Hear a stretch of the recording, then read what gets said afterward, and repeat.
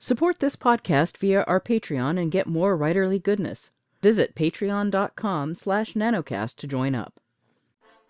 Welcome to NaNoWriMo Every Month. My name is J. Daniel Sawyer. I'm the author of some 20 books, 34 short stories, and numerous articles and other things, and I am your guide on this journey to use NaNoWriMo to level up to professional output levels. Welcome to Day 26.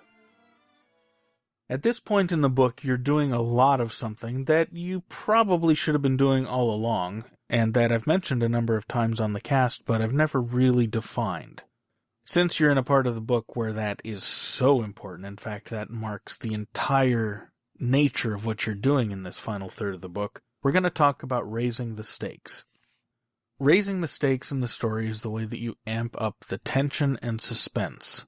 It's related to the try-fail cycle, but it is not the same thing. In the try-fail cycle, your hero tries something, he fails at it, or he succeeds, and it creates another problem. And you want the scale of those problems to grow every cycle. And that's how it's related to raising the stakes.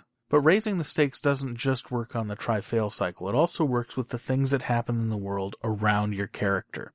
Basically, you want every step of the way, in little ways, and then sometimes throughout the book in big ways, you want what's at stake for your character to increase in either importance or in urgency or in severity.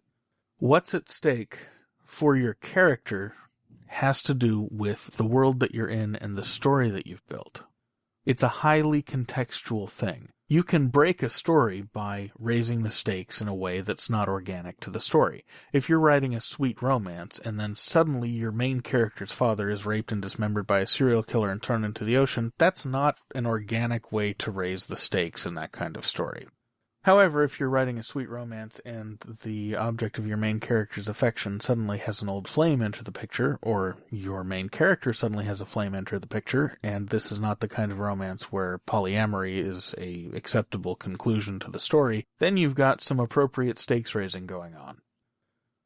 The stakes should ratchet up from one of three sources: the motivation of your main character, the needs of the people around your main character, including the adversary, and the whims of outrageous fortune, meaning, a storm is coming in over the horizon and it's going to knock the power out or something like that. Anything like that raises the stakes, and you just want to make sure that if it's something in the final category, you lay enough of a foundation for it that it does not come off like a deus ex machina. Which, if you're not familiar with the term, is a French term for machine of the gods, which was literally a crane in ancient Greek theater that would lower the actors who played the gods down onto the stage so that the gods could fix everything, regardless of what the hero or heroine did. And when you're dealing with outside forces impinging upon your story, you always run the risk of it feeling a bit like a deus ex machina, unless you establish earlier on that this sort of element could come into play.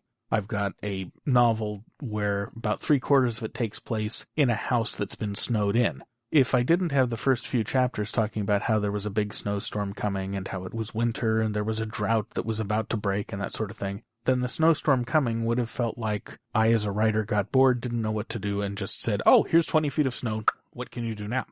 If you wind up doing something like that, then you need to cycle back and sort of lay in the foundation. But that's the one thing to be aware of for that kind of category. Raising the stakes at every point is what keeps driving your story forward. It feeds back into the try-fail cycle. It creates meaning for the try-fail cycle because there is something at stake. And that means there's something for the reader to care about. And there's something more for the reader to care about than there was last time your hero went through this cycle, so that makes the engagement that much bigger. You don't want to scale the stakes down as they go on, and you don't want them to get less meaningful even if they get bigger in sort of a objective sense, because those are the times when the readers leave the story, and those are the times when you as a writer lose interest in the story and find it much harder to write. So, raise the stakes at every opportunity.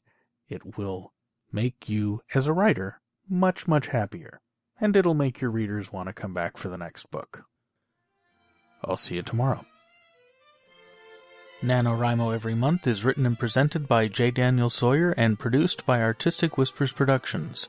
Visit our website at NaNoWriMoEveryMonth.com and leave a tip in the tip jar to support this podcast. NaNoWriMo Every Month is copyright 2015 by J. Daniel Sawyer and Artistic Whispers Productions and released under a Creative Commons Attribution Non-Commercial No Derivatives license.